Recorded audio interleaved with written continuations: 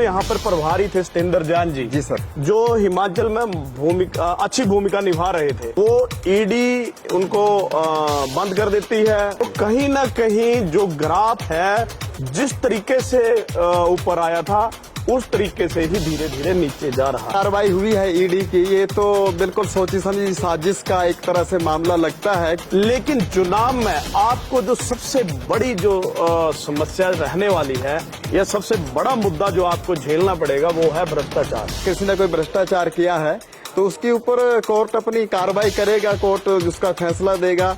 आरोप तो कईयों के ऊपर कई प्रकार के लगते हैं, लेकिन जब तक वो आरोप सिद्ध नहीं हो जाता है तब तक उस आदमी को हम उस एंगल से नहीं देख सकते कि वो वाकई इतना बड़ा भ्रष्टाचारी है, इतना बड़ा उसने गुनाह किया है।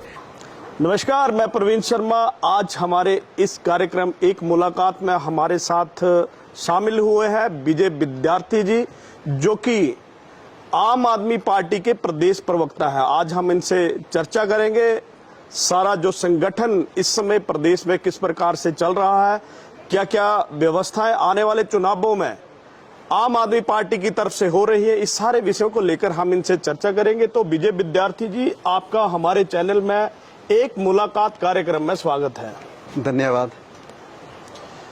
तो सबसे पहले हम शुरू करते हैं आम आदमी पार्टी की हिमाचल प्रदेश में जो स्थिति इस समय बन रही है।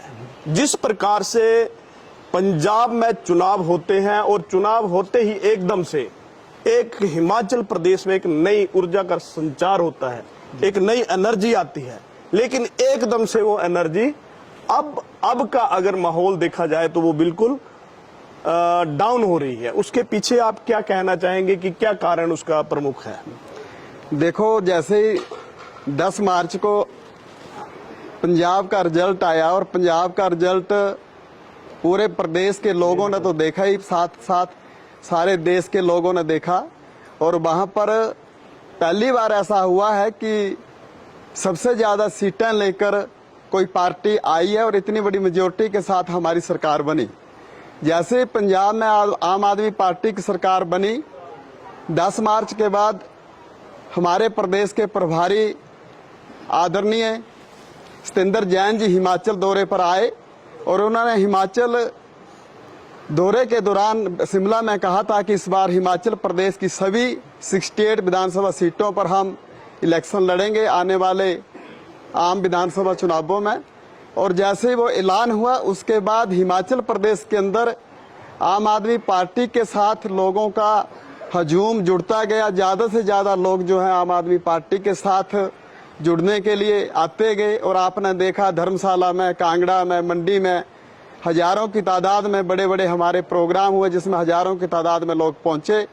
एक बड़ा बूम आया, उस वक्त सब लोग देख रहे थे कि हिमाचल प्रदेश जहां पर मात्र 2 पार्टियों का ही दबदबा रहता है, मात्र 2 पार्टियां ही बारी बारी से सत्ता में आती हैं, लेकिन इस बार हिमाचल के लोगों को लगा कि आम आदमी पार्टी हिमाचल में तीसरे विकल्प के रूप में आएगी और तीसरे विकल्प के तौर पर यहां पर लोगों को एक संगठन, एक पार्टी मिलेगी।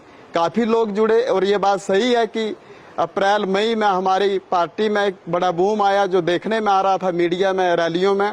उसमें आपको लग रहा है कि इस वक्त थोड़ी संगठन में कमी आई है। यहाँ पर मैं आपको बताना चाहता हूँ कि संगठन में कोई कमी नहीं आई है सर। संगठन हमारा जो है वो बड़ा मजबूती से काम कर रहा है। हम जमीनी स्तर पर संगठन को मजबूत करने में लगे हुए हैं।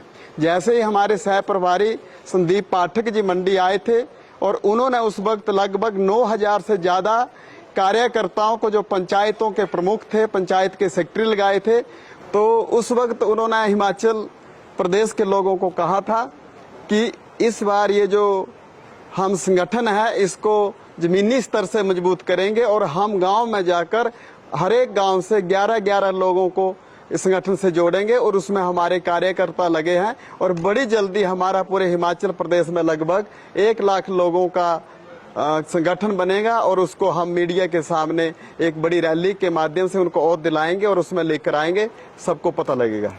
विद्यार्थी जी, एक बात जो प्रमुख रूप से सामने देखने को आ रही है, जो चर्चा है, जिस प्रकार से ईडी के जो सिस्टम चलता है और आपका जो यहाँ पर प्रभारी थे सतेंद्र जैन जी। जी सर। जो हिमाचल में अच्छी भूमिका निभा रहे थे और एक अच्छा उन्होंने माहौल वातावरण जो है वो बना दिया था जी। लेकिन वो ईडी उनको बंद कर देती है और उसके बाद वो जो है वो हलचल धीरे धीरे कम होनी चलती है। और दूसरी तरफ जो पंजाब में, क्योंकि पंजाब का माहौल हिमाचल में प्रमुख रूप से होता है, तो पंजाब से जिस प्रकार से अभी स्वास्थ्य मंत्री के विरुद्ध जो उन्होंने एक कुलपति के विरुद्ध जो भी है वो भी एक चर्चा का विषय बना हुआ है। तो कहीं ना कहीं जो ग्राफ है जिस तरीके से ऊपर आया था उस तरीके से ही धीरे धीरे नीचे जा रहा है। इसके बारे में आप क्या कहेंगे? ये जो सतिंदर जैन जी के ऊपर कार्रवाई हुई है ईडी की, ये तो बिल्कुल सोची समझी साजिश का एक तरह से मामला लगता है, क्योंकि उसके ऊपर पहले भी सीबीआई 2 बार उनको क्लीन चिट दे चुकी है और वो मामला लगभग 6-7 साल पुराना मामला है, कोई नया मामला नहीं है। जैसे ही आपने बताया, सतिंदर जैन जी हिमाचल प्रदेश के अंदर संगठन को बड़ा मजबूत कर रहे थे और सराज जैसी जगह जहां से हमारे मुख्यमंत्री जी आते हैं वहां जाकर वो रैली करते हैं, मंडी में बड़ी माननीय केजरीवाल जी की रैली करवाते हैं। उससे हिमाचल प्रदेश के अंदर जो सत्तासीन पार्टी है उसको ये लगने लगा कि कहीं ना कहीं इस बार जो चुनाव है वो बीजेपी वर्सी आम आदमी पार्टी हो जाएगा। तो मुझे लगता है कि बदले की भावना से उनके ऊपर इस तरह की कार्रवाई हुई है। बाकी आप पंजाब की बात कर रहे हैं तो देखो, कमियां या गलतियां हर किसी से होती हैं और संगठन में किस तरह से पार्टी को मजबूत करना, इन सारी चीजों को मद्देनजर रखा जाता है। और जैसे ही कोई नई चीज देखने को मिलती है तो लोगों का एकदम से उसका उत्साह होता है। जैसे हम जीते तो काफी लोग एकदम से हमारे साथ जुड़ रहे थे, ऐसा नहीं है कि लोग नहीं जुड़ रहे हैं, आज भी हमारे साथ जुड़ रहे हैं, लेकिन मीडिया के सामने रैलियों के माध्यम से आप नहीं देख पा रहे इस वक्त। एक तो बरसात का मौसम चल रहा है शर्मा जी, तो ये भी एक वजह है। और बाकी आपको बड़ी जल्दी ही 15 अगस्त के बाद बहुत कुछ देखने को हिमाचल में मिलेगा सर। तो ये माना जाए कि इस बार 68 विधानसभा क्षेत्रों में आम आदमी पार्टी अपने प्रत्याशी उतारने जा रही है। बिल्कुल सर, बिल्कुल। ये तो आते ही जब 15-16 मार्च को जैन साहब शिमला में आए थे उसी वक्त इन्होंने कह दिया था और हर जगह से, धर्मशाला से, मंडी से, हर जगह से ये कहते रहे हैं। और दूसरे भी हमारे सह प्रभारी जितने आ रहे हैं सभी ने ऐलान किया है कि हिमाचल की तमाम सीटों से हम अपने कैंडिडेट उतारेंगे और उस प्रोसेस में पार्टी लगी हुई है। और बड़ी जल्दी आपको देखने को मिलेंगे कि हमारे कैंडिडेट विधानसभा में आएंगे और बड़े अच्छे तरीके से इस बार पूरी फाइट के साथ, पूरी तैयारी के साथ आम आदमी पार्टी इस विधानसभा चुनाव को लड़ेगी। अच्छा विद्यार्थी जी, जो सबसे बड़ा महत्वपूर्ण मुद्दा है, जिस प्रकार से आप कह रहे हैं कि आप चुनाव लड़ेंगे, आप चुनाव में जाएंगे, लेकिन चुनाव में आपको जो सबसे बड़ी जो समस्या रहने वाली है या सबसे बड़ा मुद्दा जो आपको झेलना पड़ेगा वो है भ्रष्टाचार। जी सर। तो कहीं ना कहीं, क्योंकि ईडी अगर कोई कार्रवाई करती है, अगर ईडी किसी को अंदर करती है तो उसके पीछे चाहे वो पुराना मुद्दा हो, लेकिन पीछे कोई ना कोई कारण तो होता है। जी सर। लीगल कारण तो है, तो कहीं ना कहीं आपको इसमें घेरा जाएगा। अभी दूसरा एक मनीष सिसोदिया का भी कोई ईडी का नोटिस किया था।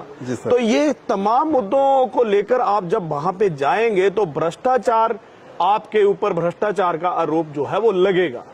इसको आप किस तरह से देखते हैं? सर ऐसा है कि अगर किसी ने कोई गलती की है या किसी ने कोई भ्रष्टाचार किया है तो उसके ऊपर कोर्ट अपनी कार्रवाई करेगा, कोर्ट जिसका फैसला देगा। आरोप तो कईयों के ऊपर कई प्रकार के लगते हैं, लेकिन जब तक वो आरोप सिद्ध नहीं हो जाता है तब तक उस आदमी को हम उस एंगल से नहीं देख सकते कि वो वाकई इतना बड़ा भ्रष्टाचारी है, इतना बड़ा उसने गुनाह किया है। आरोप कई लोगों के ऊपर लगे हैं, हमारे नेताओं के ऊपर भी लगे हैं, लेकिन अभी उनके मामले चल रहे हैं और क्या उसका आगे कोर्ट डिसीजन देगा उसके बाद देखेंगे। बाकी रही भ्रष्टाचार की बात, तो भ्रष्टाचार के मामले में आदरणीय केजरीवाल जी और आम आदमी पार्टी की पॉलिसी बड़ी सिंपल और क्लियर है कि हम जीरो भ्रष्टाचार के मामले में जीरो टॉलरेंस को लेकर हम चलते हैं। विजय सिंगला हमारे स्वास्थ्य मंत्री थे पंजाब के, जैसे लगा तो माननीय भगवंत मान जी ने उनको एकदम से बर्खास्त किया और उनको अरेस्ट भी करवाया है। तो भ्रष्टाचार के मामले में तो हम बिल्कुल भी बर्दाश्त नहीं करेंगे। और आम आदमी पार्टी एक मूवमेंट से उठी हुई पार्टी है, अन्ना हजारे जी की मूवमेंट जो भारत में भ्रष्टाचार मुक्त भारत का सपना लेकर आई थी, उस मूवमेंट से निकली हुई पार्टी है। और भ्रष्टाचार के मामले को लेकर, भ्रष्टाचार के मुद्दे को लेकर ही तो हम इलेक्शन लड़ने जा रहे हैं, यही तो हमारा प्रमुख मुद्दा है। जी सर। तो भ्रष्टाचार के मुद्दे को लेकर आप चुनावों में जाएंगे, लेकिन दूसरी तरफ जो अभी ईडी की कार्रवाई हुई है, इसको ये भी कहीं ना कहीं आपको इसकी जवाबदेही आपकी बनेगी। जी सर। क्योंकि अभी आप सतेंद्र जैन जी को देखिए तो वो अंदर है, तो कहीं ना कहीं ये भी आपको वहां पे झेलना पड़ेगा। झेलना तो जरूर पड़ेगा, लेकिन ऐसा नहीं है कि आम आदमी पार्टी के पास नेताओं की कमी है। जैन साहब के अंदर जाने के बाद यहाँ पर संदीप पाठक जी आए हैं, उसके बाद अजय दत्ता जी आए हैं और कई दूसरे सह प्रभारी हिमाचल में लगे हैं। वो काम कर रहे हैं और बड़ी तेजी के साथ मूवमेंट को आगे बढ़ाने का काम कर रहे हैं। और आम आदमी पार्टी जो है प्रमुख 2-3 मुद्दों को लेकर इलेक्शन लड़ रही है। शिक्षा के स्तर को अच्छा करना हमारी प्रमुख विशेषता है, हमारा प्रमुख मुद्दा है और उसको लेकर हम काम करेंगे। आम आदमी पार्टी जो है वो सत्ता परिवर्तन के लिए नहीं बनी है सर। आम आदमी पार्टी व्यवस्था परिवर्तन के लिए बनी है। सत्ता परिवर्तन तो हिमाचल में हर 5 साल के बाद होता है। एक पार्टी जाती है, दूसरी चली आती है, दूसरी जाती है, पहले वाली चली आती है, लेकिन व्यवस्था जो वो वैसे की वैसी है। आज स्कूलों की हालत क्या है सर? हिमाचल प्रदेश के अंदर स्कूलों की क्या दशा है आप देख रहे हैं। बागवान खुद हड़ताल में बैठे हैं, उनकी क्या दशा है वो आप देख रहे हैं। हॉस्पिटलों की हालत आप जाकर देखो, आप लोकल यहाँ के रहने वाले हैं सर, मैं इसके ऊपर ज्यादा नहीं बोलूंगा। हम ये चाहते हैं अगर हमें आम आदमी पार्टी को हिमाचल में सरकार बनाने का मौका मिलता है, आम आदमी पार्टी को हिमाचल की सत्ता को संभालने का, प्रदेश को चलाने का, शासन करने का मौका मिलता है तो हम शासन को सही तरीके से चलाते हुए हम स्वास्थ्य को, शिक्षा को और रोजगार के ऊपर जो है प्रमुखता से उसके ऊपर काम करेंगे। ये हमारे प्रमुख मुद्दे रहेंगे। प्रमुख एजेंडा आपका यही रहेगा सर। तो अभी आपके संगठन की चर्चा करेंगे, किस प्रकार की व्यवस्था अभी जो हमें देखने को मिलता है, जिस प्रकार से हिमाचल प्रदेश में प्रदेशाध्यक्ष की बात की जाती है। सुरजीत जी प्रदेशाध्यक्ष आपके बने हैं जी, लेकिन हिमाचल प्रदेश में 2 बड़े जिले हैं जिनका राजनीति में एक महत्वपूर्ण स्थान है जी। जिला कांगड़ा और जिला हमीरपुर। लेकिन सिरमौर से प्रदेशाध्यक्ष चुना जाना कहीं ना कहीं किस प्रकार से संगठन जो है वो आगे बढ़ रहा है? क्योंकि सिरमौर का राजनीति में सिरमौर का उतना स्थान नहीं है जितना कांगड़ा, हमीरपुर और आज अगर हम देखें तो मंडी। लेकिन सिरमौर में ही क्यों आपने अपना प्रदेशाध्यक्ष? ये बिल्कुल सही बात है सर। हिमाचल की सत्ता का रास्ता कांगड़ा से होकर जाता है और जो कांगड़ा के किले को भेदने में सफल रहता है वो हिमाचल की सत्ता के ऊपर राज करता है सर। आपके कहने का मतलब ये है कि कांगड़ा से या हमीरपुर का हमारा प्रदेश का अध्यक्ष होना चाहिए था, तो ऐसा नहीं है। आम आदमी पार्टी ने इससे पहले कांगड़ा के भी प्रदेश के अध्यक्ष लगाए थे, राजा सुशांत साहब यहाँ रहे हमारे। उससे पहले उन्ना के भी लगाए थे, केसरी जी रहे हैं। उसके पहले और भी लगाए थे, पटियाल साहब। लेकिन बारी बारी से जिसको जहां से जो आदमी ठीक कार्यकर्ता जो पार्टी की नजर में ठीक लगता है उसको पार्टी मौका देती है सर। और सुरजीत ठाकुर जी का प्रोफाइल अच्छा रहा होगा, उनका लंबा पार्टी के साथ काम करने का लंबा तजर्बा है, लंबे टाइम से वो जुड़े हैं और काफी अरसे से पार्टी के साथ चल रहे हैं, 6-7 सालों से लगभग चले हैं। और उनके उस काम को देखते हुए कार्यकर्ता के तौर पर जो उन्होंने काम किया है, पार्टी को बुरे वक्त में जिन्होंने संभाले रखा है, सिंचने का काम किया है, मुझे लगता है उन्हीं सारी खूबियों को देखते हुए माननीय सुरजीत ठाकुर जी को ये जिम्मेवारी दी है और इस वक्त वो अपनी जिम्मेवारी को बखूबी निभा रहे हैं सर। हिमाचल प्रदेश में अगर बात करें आम आदमी पार्टी की, तो संगठन तो चलो अंदर से आप बना रहे होंगे, संगठन एक अलग व्यवस्था है लेकिन एक बड़ा चेहरा हिमाचल प्रदेश की राजनीति में आपको दोनों दलों से निकालना जरूरी है जी। क्योंकि एक चेहरा बड़ा जो होता है वो उसके पीछे एक मास जो होता है, वो एक सिस्टम लोग चलते हैं जी, एक विश्वास होता है जी जी। तो क्या आम आदमी पार्टी इस दिशा में भी आगे जा रही? क्योंकि अभी तक तो देखने में आ रहा है कांग्रेस के बीजेपी में जा रहे हैं, बीजेपी के कांग्रेस में आ रहे हैं, अभी तक तो यही देखने को मिल रहा है। क्या आम आदमी पार्टी इस रणनीति के ऊपर भी काम कर रही है या नहीं करेगी? देखो, आदरणीय केजरीवाल साहब जी ने जब चंबी में रैली हुई थी उसी वक्त भी कहा था कि जो भी बीजेपी और कांग्रेस के अच्छे लोग हैं और जो वहां पर घुटन महसूस करते हैं वो हमारी पार्टी में चले आए, उनके लिए हमारे दरवाजे हमेशा खुले हैं। तो ऐसा तो नहीं है, अगर कोई इस तरह का व्यक्ति, इस तरह का बड़ा व्यक्तित्व, बड़ा राजनेता, ईमानदार छवि वाला दोनों पार्टियों से अगर आम आदमी पार्टी में आना चाहे तो उसके लिए दरवाजे खुले हैं। आना तो कोई नहीं चाहे, आने की बात मैं आपसे करता हूँ। अब एक चर्चा हिमाचल में शुरू हो गई है कि जी काजल जो हैं वो कांग्रेस छोड़ के बीजेपी, सुधीर, ये चर्चाएं जरूर हैं, आया भी नहीं है, ये अलग विषय है। लेकिन आम आदमी पार्टी का ग्राफ जिस तरह से ऊपर जा रहा था, बड़े बड़े नेताओं की चर्चाएं शुरू हो गई थी कि बड़े बड़े नेता जो हैं वो आम आदमी पार्टी में अपना भविष्य जो है वो तलाशेंगे या त्रासेंगे, जो भी है। लेकिन आज स्थिति ये क्यों बन गई है कि हर किसी ने आम आदमी पार्टी से, बड़े नेता हो चाहे लोग हो या कार्यकर्ता हो, जो एक देख रहे थे, उन्हें लग रहा था कि कुछ होगा, लेकिन वो ना होके आज सारे ही आम आदमी पार्टी से पीछे हट गए।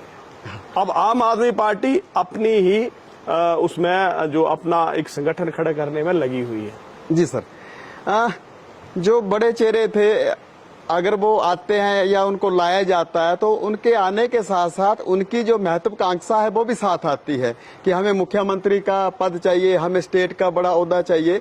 आम आदमी पार्टी किसी भी इस प्रकार के कंडीशन में बड़े लोगों को यहाँ पर एंटर नहीं करना चाहती है। नंबर 2, बड़े बड़े चेहरों को करना नहीं चाहती है कि आ नहीं रहे हैं। कुछ भी कह लो सर, कुछ भी मान लो जो आपको ठीक लगता है, लेकिन बड़े बड़े चेहरों की जरूरत दूसरी बड़ी पार्टियों को पड़ती है। आम आदमी पार्टी बड़े चेहरों के ऊपर विश्वास नहीं करती। सर आपने पंजाब में देखा, आपने दिल्ली में देखा, कोई भी बड़ी दूसरी पार्टियों से बड़े चेहरे हम लेकर नहीं आए। ये तो आपकी बात, उनके आश्रय हमने इलेक्शन लड़ा हो।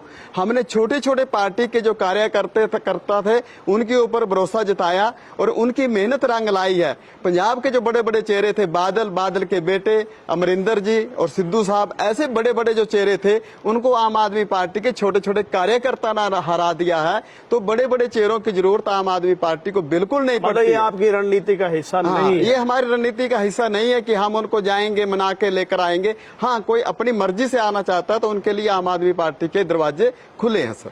तो आम आदमी पार्टी का अपना अलग एजेंडा लेके चल रही है कि अपना ही एक संगठन खड़ा करेंगे और उस संगठन से ही, कार्यकर्ताओं से ही नेता बनाएंगे और आगे बढ़ेंगे। ऐसा संगठन। बिल्कुल। क्या लगता है आपको इस बार कोई सीट आपको कोई ऐसी लगती है हिमाचल प्रदेश में कि आपको इतनी सीटें जो है वो आएंगी? सर आम आदमी पार्टी का कार्यकर्ता और प्रदेश प्रवक्ता होने के नाते मेरे को तो यही लगता है कि 68 सीटों में हम जीतेंगे, लेकिन मेरे लगने से ये नहीं होगा सर, क्योंकि हिमाचल प्रदेश की जनता, हिमाचल प्रदेश का एक एक वोटर जिसको सही समझेगा उसको चुनेगा और जो जनता जनार्दन का फैसला होगा वो हमें स्वीकार होगा और उसको हम मान के चलेंगे। और ये हमने दिल्ली में भी माना है, ये हमने पंजाब में भी माना है, ये हमने गोवा में भी माना है। हमें गोवा में भी लग रहा था कि सरकार बनेगी, लेकिन नहीं, वहां पर 2 MLA जीते। हम उनसे संतुष्ट हैं, हम 2 से आगे और बढ़ाएंगे। इस बार ना सही अगली बार के लिए जीतेंगे। पंजाब में पिछली बार हमारे 20 MLA जीत के आए थे, सरकार नहीं बनी थी, हम अपोजिशन में बैठे थे और उसके बाद 5 साल के बाद हम फुल मेजोरिटी में आ गए। तो ये तो संगठन का काम है सर। जिन 2 बड़ी पार्टियों ने देश में शासन किया है वो भी लंबे अरसे तक विपक्ष में बैठे हैं, जो आज सत्ता में है वो भी लंबे अरसे तक विपक्ष में बैठे हैं, सेंटर में भी और स्टेटों में भी। तो ये तो राजनीति में जब आना है तो विपक्ष और सत्ता, ये तो 2 एक सिक्के के पहलू हैं, ये तो आपको मान के चलने पड़ेंगे। ये जरूरी नहीं है कि आप जीतेंगे, हो सकता है आप इलेक्शन हार भी जाएं, लेकिन हार से भी आम आदमी पार्टी के लोग जो हैं वो अपने मनोबल को कमजोर नहीं करते हैं, छोटा नहीं होने देते हैं, क्योंकि हम हारते नहीं हैं सर। या तो हम जीतते हैं या हम उस हार से कुछ सीखते हैं। हमें बहुत कुछ सीखने को मिलता है और उस सीख से हम सबको लेते हुए 5 साल के बाद जब चुनाव होता है तो हम जीतते हैं सर। आप हमारे चैनल के माध्यम से क्या संदेश आम जन तक आप देना चाहेंगे? हाँ, आपके चैनल के माध्यम से मैं आम जनमानस को यही संदेश देना चाहता हूं सर कि आपने 2 बड़ी पार्टियों को बारी बारी से राज करने का, सत्ता में बैठने का मौका दिया। उनका राज आप लोगों ने देखा, उनको आपने परखा है, जांचा है। मैं आपसे ये अपील करना चाहता हूँ, हिमाचल के लोगों से अपील करना चाहता हूँ कि इस बार आप शिक्षा के नाम पर, इस बार आप स्वास्थ्य के नाम पर, इस बार आप रोजगार के नाम पर वोट करके देकर देखो। अगर हम आपकी उम्मीदों पर, आपकी भावनाओं पर, आपकी महत्वाकांक्षा के ऊपर खरा नहीं उतरेंगे तो 5 साल के बाद हमें जवाब देना, 5 साल के बाद हमें भले वोट मत देना। हम शिक्षा के ऊपर, आम आदमी पार्टी पहली पार्टी है जो शिक्षा के ऊपर वोट मांग रही है। हमें राज करने का, शासन करने का मौका मिलेगा। हम कुछ और करें चाहे ना करें वो बात की बात है, लेकिन हम शिक्षा में जरूर सुधार करेंगे। हम स्कूलों की हालत जरूर सुधारेंगे। एजुकेशन को हम बिल्कुल अच्छी स्तर पर लेकर आएंगे, अच्छे लेवल पर लेकर आना हमारा प्रयास है। इसलिए हम चाहते हैं कि लोग हमें इस बार ईमानदारी के नाम पर, शिक्षा के नाम पर वोट करें। आपका बहुत बहुत धन्यवाद। धन्यवाद। आपने समय दिया, आप हमारे चैनल में आए, आपका बहुत बहुत धन्यवाद। इसी प्रकार से एक मुलाकात कार्यक्रम में हम आपको विभिन्न सक्सेस से, विभिन्न राजनीतिज्ञ जो भी इस चुनाव के समर में आए हैं, बड़े बड़े राजनीतिज्ञ या जो पहले विधायक मंत्री जो भी रहे हैं, हम सबसे आपको रूबरू करवाते रहेंगे। बने रहे हिमाचल फास्ट टीवी के साथ। धन्यवाद। Thank you sir.